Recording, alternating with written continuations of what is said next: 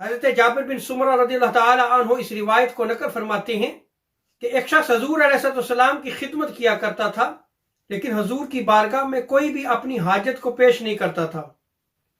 एक दिन आका अलैहिस्सलाम ने इरशाद फरमाया, सलनी हाजतन, तेरी जो भी हाजत है मुझसे तलब करो, तुम जो चाहते हो आज मुझसे मांग लो।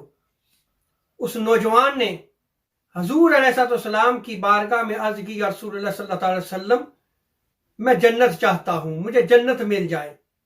आका अलैहिस्सलाम ने लंबा सांस लिया और उसके बाद हजूर अलैहिस्सलाम ने इरशाद फरमाया कि ए नौजवान, जन्नत तुम्हें मिल जाएगी, लेकिन तेरे लिए लाजम है कि तू कसरत सजूद को इख्तियार कर।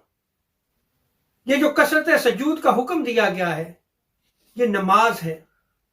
सो हमें फराइज की अदायगी में कभी भी कोताही नहीं करनी चाहिए। वो फर्ज नमाज जो आका अलैहिस्सलाम की आंखों का नूर है, ये हमारी जिंदगी का हिस्सा होना चाहिए। इसलिए कि अगर कोई आका अलैहिस्सलाम की शफाअत चाहता है, उसके लिए लाजिम है कि वो शख्स कसरत सजूद को इख्तियार करे, नमाज को कभी भी तर्क ना करे।